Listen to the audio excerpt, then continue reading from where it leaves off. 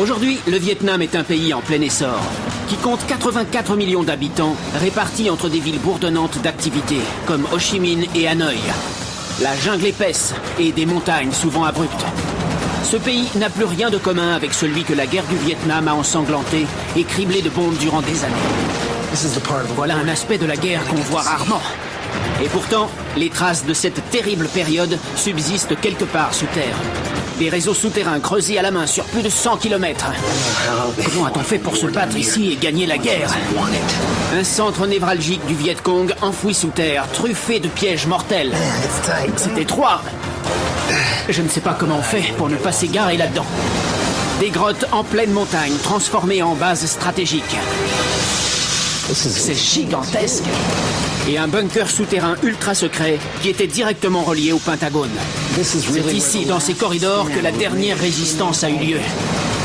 Le Vietnam offre une topographie idéale pour la guerre souterraine. Et c'est sous terre que se sont déroulés les combats et que la guerre a été gagnée. Celles que la télé et le cinéma nous ont montrées n'étaient que des escarmouches de surface. Nous explorons les strates du temps à la recherche des abris et des bases souterraines du Vietnam.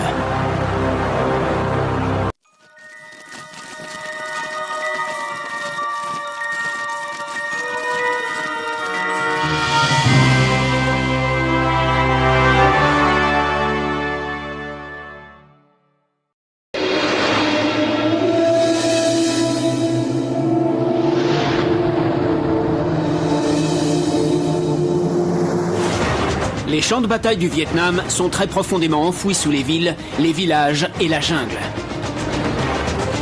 Les tunnels, les tranchées, les grottes et les bunkers qui ont servi pendant la guerre ont été avalés par la jungle, abandonnés ou simplement modifiés. Mais ils sont toujours là, il suffit de savoir où chercher.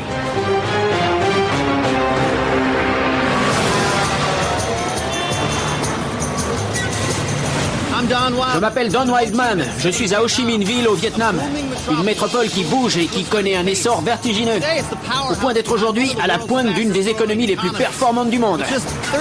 Mais il y a 32 ans, Ho Chi Minh Ville s'appelait Saigon. Elle était déchirée par une guerre civile et prise en tenaille par deux superpuissances. À l'époque, le Vietnam était un pays pauvre et divisé.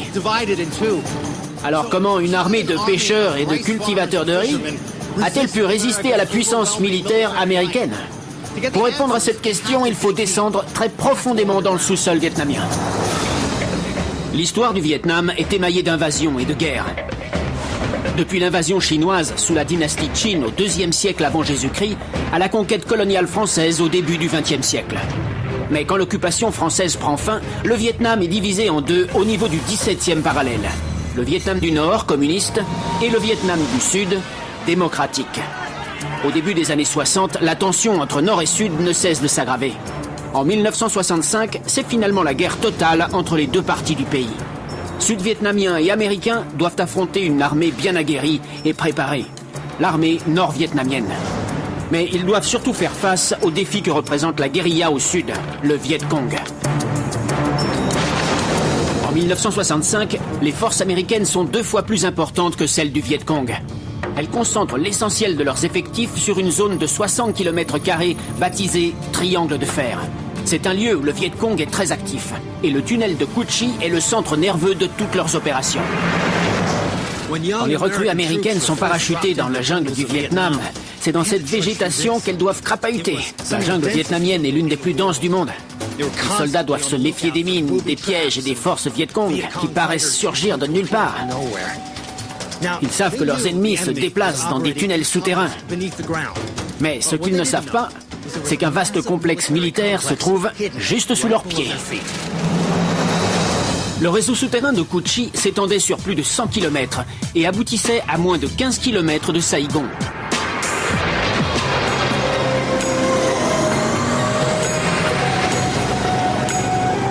La majeure partie a été détruite par les bombes ou nivelée au bulldozer. Mais sous le village de Tang Phu, une grande partie de ces tunnels est restée intacte. Notre guide, Oh Kyo Yang, connaît tous ses tenants et aboutissants. Vous repérez l'entrée? L'entrée? Ah, on dirait que c'est là. Ouvrez-la. D'accord. C'est le bruit de l'explosion. C'est piégé. C'est piégé? Alors, je me suis fait sauter. C'est une fausse entrée. Celle qu'il voulait qu'on trouve. On soulève la trappe et on meurt. Des soldats d'élite de l'armée américaine baptisés rats de tunnel se sont portés volontaires pour infiltrer l'immense base souterraine du Viet Cong. C'était la seule façon de localiser et d'éliminer l'ennemi. Mais c'était aussi la mission la plus dangereuse qui soit. Pour eux, ces souterrains étaient l'enfer. À force de vouloir à tout prix détecter une entrée, les rats de tunnel sautaient souvent sur des pièges comme celui-ci. La fausse trappe était reliée à une grenade qui explosait quand on l'ouvrait.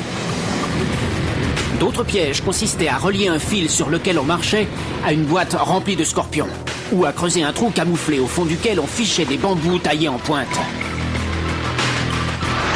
La chute n'était pas toujours mortelle, mais comme on avait enduit les pointes d'excréments, la victime mourait dans d'atroces souffrances des suites de l'infection.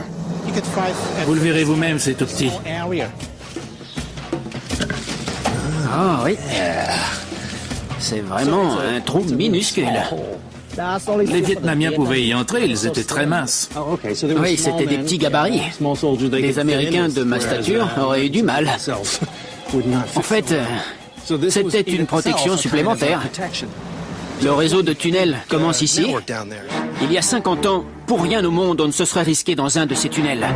Descendre dans un boyau étroit, creusé à la main, qui pouvait serpenter sur des kilomètres, ou déboucher brusquement sur une mine ou sur un blocos plein d'ennemis. Ça n'était pas une promenade de santé.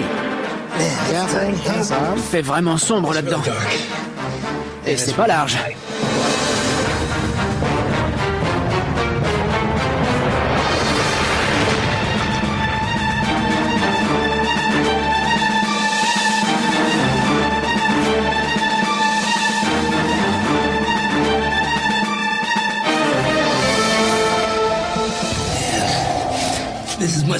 C'est bien plus étroit que j'aurais cru. C'est vraiment la taille standard du combattant? Je crois que durant la guerre, ils étaient plus petits. Ouah, mais qu'est-ce que c'est? J'ai l'impression que c'est un scorpion. Bon sang, c'est vraiment pas large. Passe encore pour les combattants Viet Cong qui savaient où ils allaient, mais pour les Américains qui s'infiltraient là-dedans pour les débusquer, ça revenait à entrer tout nu dans la cage au lion. Même si au début le taux de mortalité était de 100%, des soldats américains et australiens se sont portés volontaires pour devenir rats de tunnel. Ils partaient ramper armés d'une lampe de poche, d'un calibre 38 et d'un poignard, avec pour mission de rapporter des renseignements et de tuer l'ennemi. La lutte était simple mais cruelle, un corps à corps sanglant dans ces boyaux obscurs. Chaque tournant cachait un piège, une mine ou un explosif, sans parler des serpents et des scorpions. Il n'existait aucune méthode pour se préparer à ce genre de combat. Elle les utilisait comme terrain d'entraînement. Les rats de tunnel s'y exerçaient à toutes sortes de parcours, comportant des pièges, de fausses cloisons, des planques à explosifs. C'est vraiment difficile.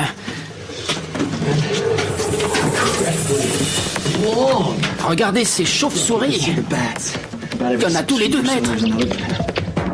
Les rats de tunnel rampaient dans un labyrinthe que les combattants vietnamiens s'étaient ingéniés à ramifier pendant 20 ans.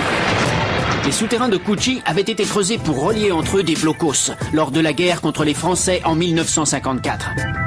Au cours des années suivantes, les Vietnamiens les avaient prolongés, leur ajoutant des bifurcations, des passages et des raccourcis pour se protéger des effondrements en cas de bombardement d'un secteur particulier. Les systèmes de défense étaient incorporés dans la construction. Les passages principaux étaient tracés en zigzag. Pour dévier l'impact des déflagrations et tous les 100 mètres, on avait creusé de petits trous d'eau pour absorber l'effet des grenades lacrymogènes et des bombes fumigènes. Dans certains secteurs, les souterrains comportaient 4 niveaux situés à plus de 10 mètres sous la surface. On a vu des cratères de bombes lâchés par des B-52 dans les parages. Des entonnoirs de 5 mètres à peu près. Ces souterrains étaient si bien construits qu'ils absorbaient les impacts. Leur construction a nécessité une main-d'œuvre considérable. Les paysans cultivaient les rizières la journée et creusaient les souterrains la nuit. En moyenne, le travailleur évacuait 5 mètres cubes de terre par jour, soit l'équivalent de 6 brouettes. Mais la terre fraîchement retournée risquait d'être repérée par photographie aérienne. Il fallait donc la dissimuler. On la versait dans les cratères de bombes, dans les rizières, où on la cachait sous des feuillages. Le travail était si ingrat et fastidieux que les dimensions des souterrains sont restées minimales. 1,20 m de large, entre 1 m et 1,80 m de haut. Ce petit gabarit était dicté par les risques d'effondrement lorsque des chars de 50 tonnes passaient au-dessus. Chaque souterrain, chaque salle avait une largeur de voûte limitée pour qu'elle n'excède pas l'empattement des chars. De cette façon, les blindés pouvaient toujours rouler en partie sur la terre ferme. Leur poids se répartissait également sans menacer les souterrains. C'était un facteur crucial dans l'effort de guerre du Viet Cong. Les souterrains de Cu Chi abritaient 3 états-majors Viet Cong, une quantité d'ateliers de fabrication d'armement et des milliers de combattants. Oh, regardez ça. Ça donne dans une salle. Qu'est-ce que c'est? Un bunker, un poste de combat. Je vois la lumière du jour. Ouais. Je vois la jungle et cette chauve-souris. Les combattants tiraient d'ici. D'ici, on pouvait repérer l'ennemi et partir ailleurs pour lui tirer dessus. Ils pouvaient donc épier les mouvements des troupes. Les combattants du Viet Cong s'efforçaient de dissimuler ces bunkers. Ils construisaient de fausses fourmilières géantes dans la terre. Mais ils couraient toujours le risque de se faire repérer par l'ennemi. Dans la mesure où ils pouvaient voir l'ennemi, l'ennemi risquait de les voir. J'en avais assez vu pour comprendre que durant la guerre, la vie sous terre devait être un enfer. Et encore, je n'en avais vu qu'une petite partie. En temps de guerre, comme en temps de paix, il y a la mousson et les pluies. Tout le sol se transformait en boue qui grouillait de serpents. Mon Dieu, regardez ça. Ah, on dirait que ça mord. Je ne sais pas si je vais pouvoir partir sans me faire mordre. Comment a-t-on pu gagner la guerre ici? Où est la sortie? Il faut que je la trouve. Il faut que je sorte d'ici. Pourtant, même si ces souterrains étaient astucieusement conçus, l'essentiel des combats se déroulait au-dessus. Des 16 000 combattants du Viet Cong qui opéraient à partir de Cu Chi, 6 000 seulement ont survécu. Voilà la véritable histoire de la guerre du Vietnam. Des vestiges oubliés et des lieux stratégiques, aujourd'hui enfouis, où luttait une armée de guerrieros qui a réussi à vaincre la plus puissante armée du monde.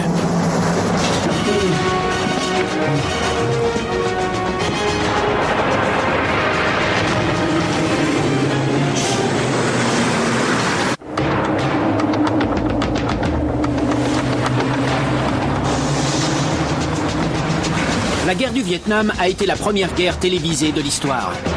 Mais les images sanglantes qui parvenaient en Amérique étaient loin de dire toute la vérité. La jungle et les rizières qu'on voyait sur le petit écran dissimulaient un autre front, le front souterrain. Durant la guerre du Vietnam, la plupart des gens vivaient dans des petites villes comme celle-ci. Mais de petits villages ont été la cible des bombardements américains. Beaucoup ont disparu. Mais il y a un village extraordinaire au nord de la zone démilitarisée où les gens ont trouvé une solution pour survivre. Ils sont descendus sous terre.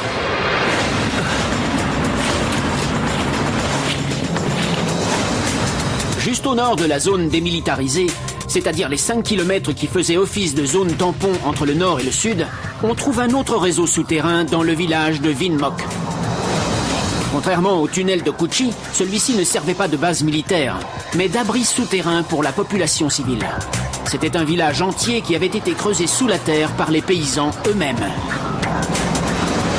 Je suis à Vinh Moc, le village où se trouvent ces souterrains. Mon guide va m'y conduire. Bonjour. Min, qui va me servir de guide, a grandi dans ce secteur. À la fin de la guerre, les bombardements avaient complètement anéanti son village. Ce sont des bombes qui n'ont pas explosé? Oui, elles sont restées intactes. C'était pas des petits engins. Elle pèse combien cette bombe? Elle est lourde, elle fait 1 tonne. Combien de bombes sont tombées par ici? Environ 1 million de tonnes dans l'ensemble du secteur. Une bombe d'1 tonne lâchée par un B-52 creusait un cratère énorme. Il y en a partout dans le village. Mais pourquoi ce village de pêcheurs apparemment innocent a-t-il été la cible de bombardements intensifs? À cause de sa position stratégique face à la mer de Chine méridionale. À 25 km au large de Vinh Moc se trouvait l'île de Cong Co, qui servait de base secrète à l'armée nord-vietnamienne. Cette base jouait un rôle crucial dans la défense du littoral nord-vietnamien. Elle tirait sur les avions et les bâtiments de guerre qui pénétraient dans leurs eaux territoriales. Les villageois de Vinh Moc étaient les seuls à pouvoir approvisionner l'île en armes et en munitions. Quand les Américains ont su que Vinh Moc fournissait des armes à la base de Cong Co, ils ont criblé tout le secteur en déversant des millions de bombes d'une tonne. Beaucoup de civils ont fui vers le nord, mais 60 familles sont restées sur place pour approvisionner la base. Ils ont créé un village souterrain. Ce village souterrain comportait 17 entrées, dont 7 dissimulées dans cette falaise. Regardez. Formidable! C'est l'un des 7 passages par où on pouvait entrer en venant de la plage. Oui, c'est l'un des 7. C'est le numéro 1. C'est bien camouflé. C'est vraiment camouflé. On ne le trouverait même pas si on le cherchait. C'est par là qu'ils faisaient passer les approvisionnements et les soldats pour pénétrer dans le village souterrain.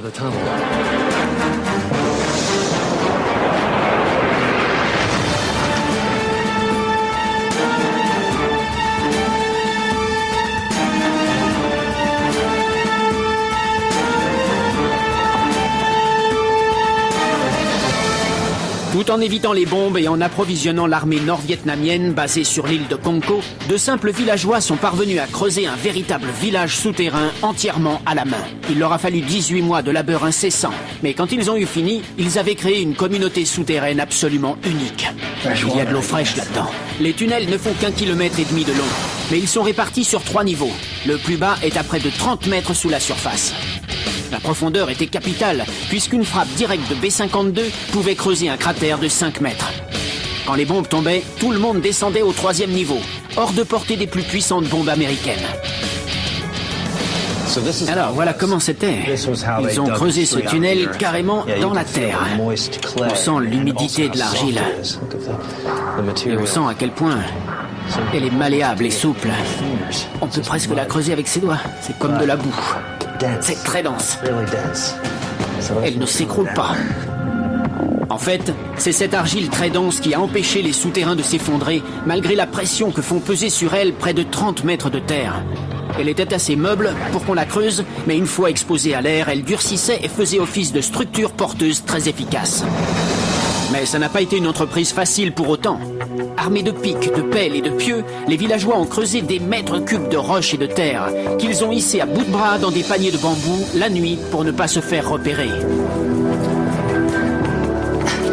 En plus des 2 couloirs principaux, les villageois ont aménagé des cuisines, des dortoirs, un hôpital, tout ce dont ils disposaient avant en surface. 17 enfants sont même nés dans cet abri souterrain.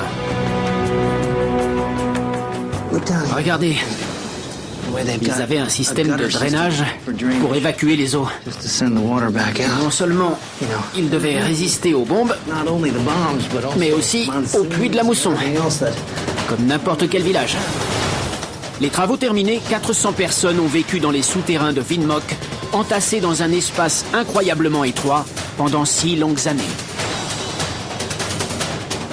Nous sommes toujours au niveau 2. On a descendu 2 niveaux, c'est ça? Nous sommes à quelle profondeur au-dessous du sol? On est à 15 mètres en dessous du sol. À 15 mètres au-dessus du sol. Mais ça descend plus profond. Oui, on atteint 33 mètres au 3e niveau. Vous imaginez ce que ça pouvait être pour des enfants de grandir là-dedans? 17 enfants sont nés ici. Et jusqu'à l'âge de 10 ans, ils ont vécu dans ces boyaux souterrains, regardant leurs films, chantant leurs chansons, descendant par les couloirs pour regagner les caves où vivaient leurs familles. Vous parlez d'une enfance. Les villageois qui ont vécu ici il y a 40 ans ne se contentaient pas de se cacher dans l'obscurité en attendant la fin de la guerre. Ces pêcheurs effectuaient de dangereuses missions de nuit vers la base militaire sur l'île de Cong Co, sous la menace des hélicoptères américains. Comme les rats de tunnel américains, ces hommes se portaient volontaires pour des opérations dont ils savaient qu'ils ne reviendraient peut-être pas. On les appelait les escadrons suicides. De fait, beaucoup ont péri en mer. Mais s'ils réussissaient à rentrer à Vinh Moc, ils étaient sains et saufs dans leur souterrain. Du fait des constants va-et-vient des approvisionnements, ces passages sombres et glissants étaient le lieu d'une activité fébrile. Les villageois avaient donc mis au point un système pour éviter les embouteillages. À quoi servaient ces petits réduits? C'était des aires de passage pour laisser la voie libre. Pour faciliter la circulation. C'est ça. Parce qu'il y avait beaucoup de gens qui entraient et qui sortaient. Il fallait des refuges pour se garer. Du fait que Vin Mock se trouvait au cœur du territoire ennemi, les Américains jugeaient trop risqué de l'envahir par la terre. Ils l'ont donc écrasé sous des milliers de bombes lâchées par les B-52.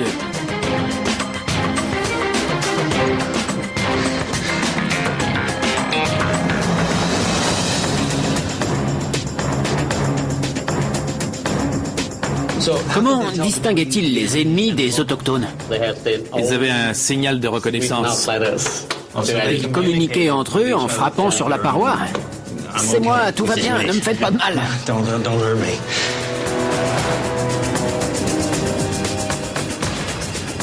C'est facile de se perdre ici, si on ne sait pas où on va.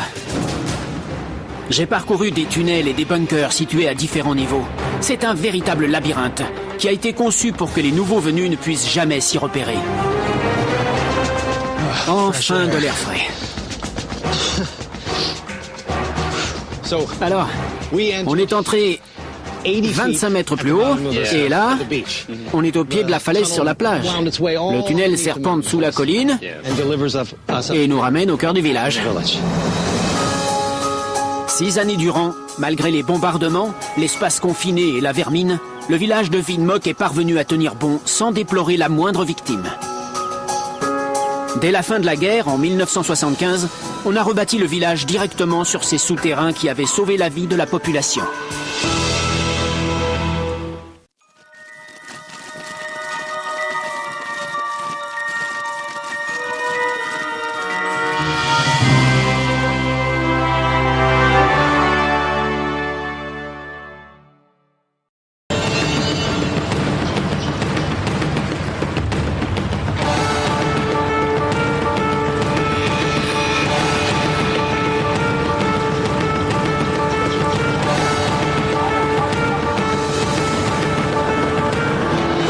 Les combattants du Viet Cong se battaient sur leur propre territoire. Ils connaissaient le terrain. Ils ont bâti un système de tunnels qui leur servait de base pour leurs opérations et d'abri pour se protéger des bombes. Ils ont utilisé la jungle épaisse pour camoufler leur voie d'approvisionnement du nord vers le sud. Dans les montagnes, ils se sont servis d'un réseau de grottes pour en faire une base militaire ultra secrète. Le secteur de Phong Nha, à 2 heures de voiture de la ville de Hue, se trouve dans les montagnes Cao Bang, mais il faut franchir une jungle épaisse. J'ai pris le bateau qui remonte la rivière Sang pour rejoindre un ancien soldat sud-vietnamien qui se fait appeler Sonny. Nous sommes sur la rivière Song, dans le secteur de Phong Nha, dans le nord du Vietnam, au-dessus de l'ancienne zone démilitarisée, au-delà du 17e parallèle. Ici, les Vietnamiens ont combattu dans la jungle, depuis les tunnels qu'ils avaient creusés, et à partir de grottes naturelles. C'est une zone restée célèbre. Sonny était officier dans l'armée sud-vietnamienne. Il a combattu aux côtés des Américains. Il connaît ce pays et ses secrets comme sa poche. Dissimulée derrière ces crêtes se trouve une forteresse top secrète imprenable. Qu'il pleuve ou non, il n'y a qu'un moyen d'y parvenir. Par bateau. On y va en bateau? Oui, désolé qu'il pleuve autant. Ah, c'est pas grave. Bon, il faut y aller. La mousson n'a jamais fait de mal à personne. La rivière Song partage le Vietnam, mais la majeure partie de son cours est souterraine. Et cette zone peu exposée était cruciale pour l'effort de guerre, car cette rivière croise la voie d'accès la plus importante de tout le pays, la piste Ho Chi Minh. Sans la piste Ho Chi Minh, un réseau camouflé de sentiers, de routes et de tunnels, l'armée nord-vietnamienne n'aurait jamais pu faire transiter ses troupes et ses approvisionnements en toute sécurité. Mais il y avait un problème. Les convois de l'armée nord-vietnamienne qui se dirigeaient vers le sud devaient à un moment donné quitter l'abri de la piste Ho Chi Minh pour franchir la rivière Song. Et là, ils devenaient une cible de choix pour les Américains et leurs alliés qui lâchaient sur eux jusqu'à 9 tonnes de bombes par jour. Nous sommes dans la zone de guerre la plus totale, hein? Là-bas, vous voyez les collines et la jungle. Au-delà, c'est la piste Ho Chi Minh. Les embarcations très lentes qui servaient à faire traverser les soldats et les marchandises faisaient des cibles faciles pour l'aviation américaine. Les forces vietnamiennes trouvèrent une parade, effectuer le transbordement de nuit. De jour, les troupes échappaient au repérage dans le port le plus sûr qui soit, les grottes de Phong Nha. Ce repère souterrain était bien plus qu'un simple point d'accostage. Tel un château du Moyen-Âge, c'était à la fois une ville, une forteresse et une prison. C'est l'entrée naturelle de la grotte? Tout à fait. Ce n'est pas artificiel. Non, pas du tout.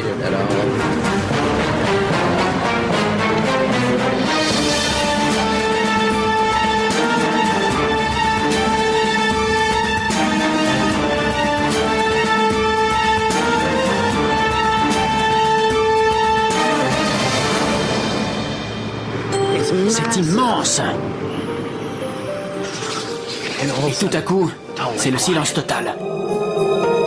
Ces montagnes comportent plus de 300 grottes, mais celle de Fongnia est la plus spectaculaire. Elle comprend 14 salles, dont certaines hautes de plus de 30 mètres, et reliées entre elles par une rivière souterraine de 18 km, la plus longue qui soit au monde. Pendant la guerre, cette grotte est devenue une base militaire naturelle. Il y avait un port, une immense salle de réunion, un hôpital et une prison. La partie souterraine de la rivière Song servait de voie de communication. Les tunnels de Kuchi et de Vinmok avaient été creusés à la main. Mais c'est la nature qui est le seul auteur de ce lieu. Qu'est-ce que c'est? Les autochtones connaissaient ces grottes. C'est gigantesque. Et ils savaient comment en tirer parti en temps de guerre. C'est quoi? Durant la guerre, c'était le QG des officiers supérieurs de l'armée nord-vietnamienne. C'est ici qu'ils se réunissaient pour décider de la marche à suivre. Sortir ou se cacher, combattre ou cesser le feu. Nous sommes dans un lieu hautement stratégique. Les Américains connaissaient l'existence de ces grottes. Ils savaient qu'elles servaient d'abri aux forces nord-vietnamiennes. Les montagnes de Cao Bang les protégeaient des bombardements américains. La montagne se trouve à combien au-dessus? Environ 200 mètres. 200 mètres de roche? Exactement. Comme cette salle fait 30 mètres de haut, ça fait 230 mètres de protection. Oui, une cachette idéale. Un super blocos. On peut le dire comme ça. Sécurité supplémentaire, on ne peut entrer ou sortir de la grotte que par la rivière. Aucun risque d'attaque surprise par l'arrière, car de larges portions de la rivière au-delà de la grotte sont infranchissables. Les Vietnamiens connaissaient mieux leur territoire que les Américains. Ils connaissaient les endroits où la jungle pouvait les abriter, l'emplacement des tunnels, mais ils savaient aussi où se trouvaient ces grottes. Personne ne pouvait soupçonner leur existence. Elles ne figuraient sur aucune carte. À leur emplacement, on ne trouvait que des montagnes. À bord d'un bombardier, impossible de les voir. Et pourtant, ces grottes sont gigantesques. On peut s'y cacher sans risque d'être découvert. Si l'ennemi tente de s'y infiltrer, il ne passera pas l'entrée. Il y a 40 ans, c'est ici que les soldats se reposaient après leur longue marche sur la piste Ho Chi Minh et qu'ils se préparaient au combat. Au Vietnam du Sud, les officiers supérieurs alliés se faisaient construire des bases avec des bureaux climatisés et des piscines, tandis qu'au Vietnam du Nord, c'est dans ces grottes que se rencontraient les généraux. Comme pour toutes leurs autres ressources, ils tiraient parti du moindre avantage que la nature leur offrait. Donc ici, nous sommes sous la montagne. Les Américains bombardent les abords de la grotte. Il fait jour. Tous les bateaux se trouvent à l'intérieur en sécurité. Les prisonniers sont là-bas. On soigne les blessés. L'état-major se réunit pour prendre les décisions. En fait, on est dans une base militaire souterraine opérationnelle. Absolument. Il est probable que des milliers de soldats nord-vietnamiens sont passés par ici. Mais comme des centaines de pilotes américains ont été abattus dans le secteur, il est possible que des centaines de prisonniers soient passés par là aussi. Chez eux, les Américains regardaient la guerre à la télé, mais les combats qu'on y montrait n'étaient que des escarmouches de surface.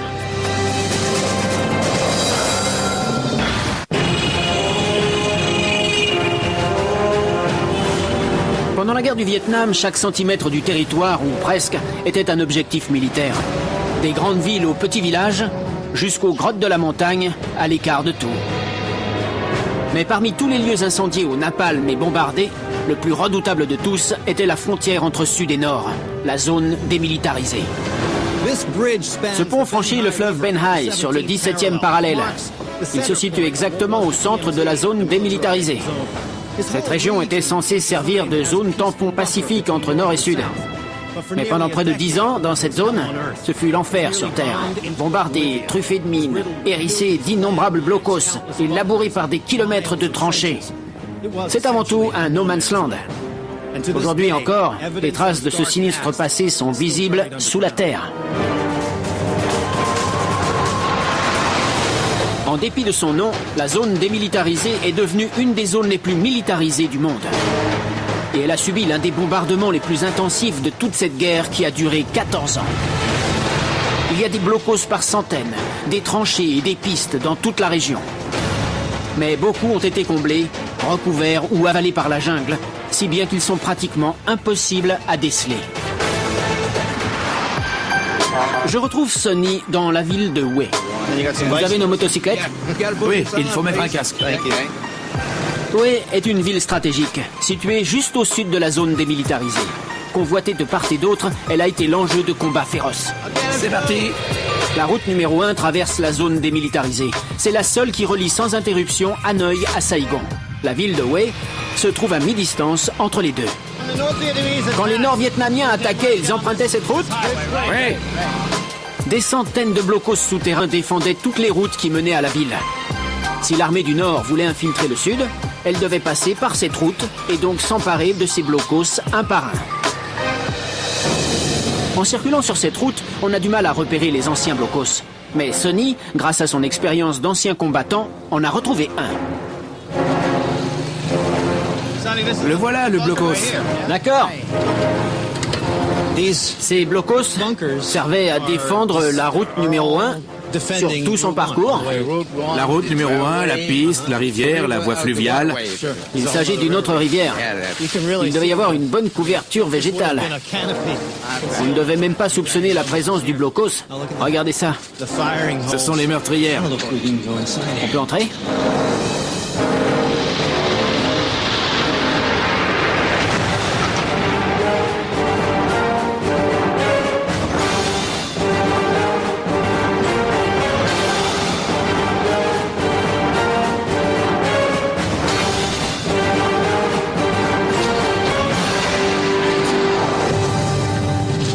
C'est le premier niveau. Il y en a deux au-dessus. On peut monter. Il y a un deuxième et un troisième niveau. C'est vraiment un aspect de la guerre qu'on voit rarement.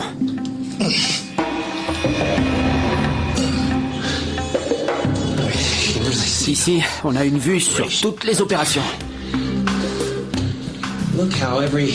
Tous les 20 degrés, il y a une meurtrière pour avoir un autre angle sur le champ de bataille. En fait, il y a un village juste à côté. C'est lui que ce blocos défendait, ce pont et ce village. On s'est forcément battu dans ces murs. Le bunker est toujours en état, 40 ans après. Il a subi des tirs de mortier, des bombardements. On voit bien pourquoi. Tout est ferraillé, toute la structure est armée, comme une cage qui rigidifie les parois de béton. Voilà pourquoi il a résisté. Ce blocos comporte 3 niveaux. Le premier est le plus vaste. Ces meurtrières donnent sur la rivière, sur le pont et sur la route. Le second et le troisième niveau sont des postes de guet, d'où les soldats pouvaient repérer les manœuvres ennemies. Ces blocos ont résisté à des bombardements intenses, conçus de la même manière que ceux qui ont servi pendant la Deuxième Guerre mondiale. Ils étaient bâtis avec du béton armé, ce qui les rendait 20 fois plus résistants qu'une structure en béton ordinaire. Il y a 40 ans, ces blocos étaient remplis de soldats américains et sud-vietnamiens venus s'y mettre à l'abri de l'artillerie nord-vietnamienne. Sonny était dans l'infanterie sud-vietnamienne. Ici, au premier rang, il pouvait constater l'ampleur du chaos. Les soldats qui étaient là avaient pour mission de protéger le pont ici, les routes et aussi la voie d'eau. La plupart du temps, les soldats affectés ici se tenaient en dehors du blocos et n'y entraient qu'en cas de bombardement. Vous voyez ces meurtrières? Pour tirer, il n'y a de la place que pour un seul homme. Un soldat posté à chaque meurtrière.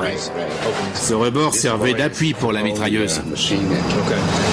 Les blocos étaient orientés pour que les forces sud-vietnamiennes puissent débusquer des commandos Viet-Cong qui s'étaient infiltrés dans le sud. La visibilité était mauvaise à l'intérieur. Aussi ne s'y réfugiait-il qu'en cas de tir nourri. Quand on était attaqué de plein fouet au mortier, ou alors bombardé par l'artillerie à longue portée nord-vietnamienne. Là, il fallait se mettre à l'abri. Qu'est-ce qu'un soldat ressentait ici? C'était douloureux physiquement. Le fracas vous massacrait les tympans. Le bâtiment était capable de résister aux explosions, mais l'onde de choc pouvait tuer ses occupants. Ces blocos étaient conçus pour résister aux shrapnels nord-vietnamiens. Il s'agit de grenades propulsées par une roquette capable de voler à plus de 1000 km/h. Le gros problème était les ondes de choc sonores pénétrant par les meurtrières. Quand une grenade explosait à moins d'un mètre du blocos, elle faisait un vacarme d'une intensité de 258 décibels. Le risque fatal pour les tympans, débutant à 150 décibels, la pression causée par l'explosion perçait littéralement les tympans des soldats. Nombre d'entre eux sont rentrés chez eux avec des séquelles post-traumatiques, des pertes auditives et de graves lésions du cerveau.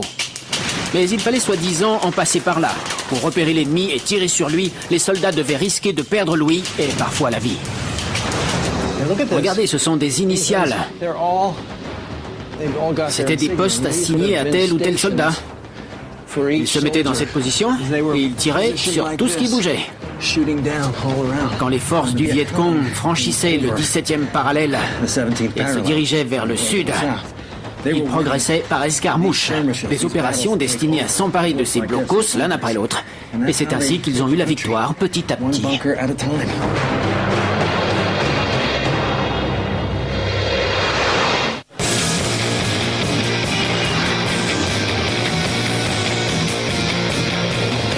Voici Ho Chi Minh Ville. En avril 1975, elle s'appelait encore Saigon, et c'était encore la capitale du Vietnam, mais plus pour longtemps.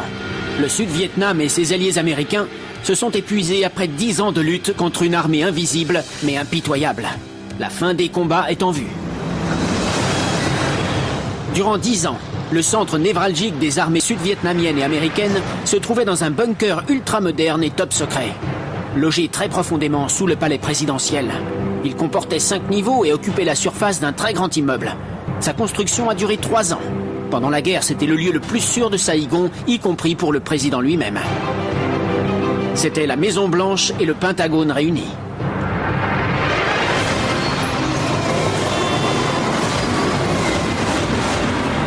Bonjour Zong. Enchanté.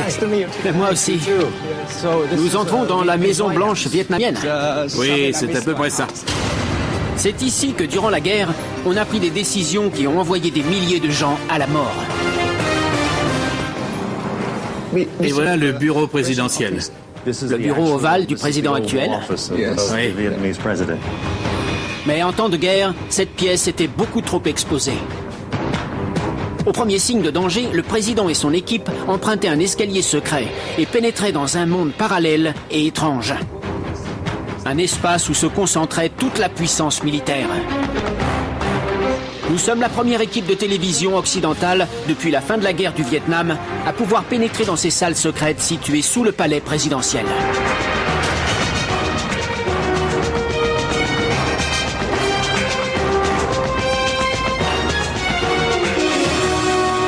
Sous la surface, les dirigeants sud-vietnamiens étaient à l'abri des balles, des obus et des grenades, et pouvaient se concentrer sur l'organisation et la gestion des opérations militaires. Et ces petites pièces, C'était des bureaux. le secteur des transmissions. On utilisait le téléphone pour gérer les opérations. D'ici, on pouvait communiquer avec les armées alliées et les généraux sur le champ de bataille. Tout au long des années 60 et 70, cette salle a bourdonné d'activité. À l'autre bout du fil se trouvaient les soldats américains tentant de débarrasser le Sud-Vietnam du communisme.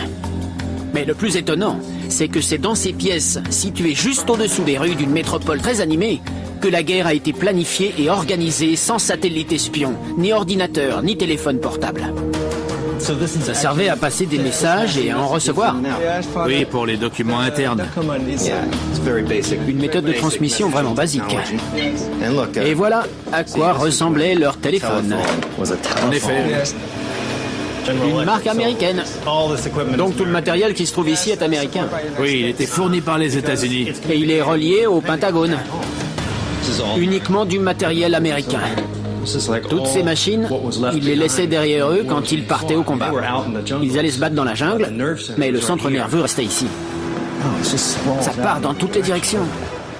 Imaginez, on se croirait dans un pentagone en miniature, alors qu'on est dans un bunker. Mais c'est ici qu'ils ont mené toute la guerre. Et plus on approche de 75, plus les choses empirent pour les Américains. C'est ici qu'on a résisté jusqu'au bout, dans ces couloirs. Les villageois de Vinh Moc et de Cu Chi avaient cherché refuge sous terre. Le président du Sud-Vietnam faisait de même. Il lui arrivait de dormir ici quand le danger était imminent. Là, il était à l'abri des bombes, mais ça n'était pas très confortable. Là, c'est vrai, c'est assez spartiate. Où mène cet escalier?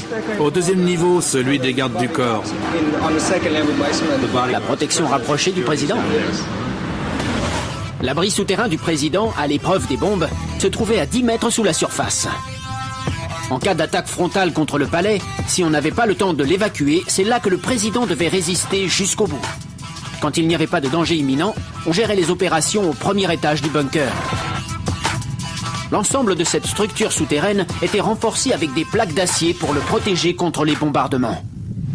Mais finalement, aucune de ces précautions n'a réussi à stopper les Nord-Vietnamiens. Zong m'a conduit des sous-sols à la terrasse sur le toit du palais. C'était le meilleur endroit pour assister à un tel événement. On a une sacrée perspective d'ici. Oui. C'est la fameuse grille d'entrée? Le matin du 30 avril 1975, les 2 premiers chars de l'armée de libération ont franchi cette grille et les soldats ont occupé le palais. J'ai vu les images. Il y avait une longue file de tanks sur cette avenue. Nous étions au printemps 1975. Les États-Unis avaient signé un accord de cessez-le-feu avec le Vietnam du Nord et les troupes américaines étaient parties. Le président du Vietnam du Sud, Nguyen Van Thieu, souhaitait continuer la lutte. Mais quand les troupes nord-vietnamiennes ont convergé sur Saigon, il a fui le pays. Le 29 avril, des milliers de civils affolés ont tenté de quitter la ville, espérant pouvoir être évacués à bord des hélicoptères américains. Le 30 avril, les chars nord-vietnamiens étaient dans la ville et fonçaient droit sur le palais présidentiel. La guerre du Vietnam a duré 14 longues années. Mais elle s'est achevée si vite que tous ces matériels sont restés sur place, témoins muets d'une guerre interminable. L'ancien palais de l'indépendance fut rebaptisé palais de la réunification par le nouveau gouvernement de la République socialiste du Vietnam. Et tous ces ouvrages, la forteresse du palais, les tunnels, les tranchées et les grottes sont les témoignages du passé douloureux de ce pays. Un pays qui n'existerait pas aujourd'hui sans les prouesses de ses bâtisseurs et la farouche détermination de son peuple qui, pour survivre, a su résister sous terre.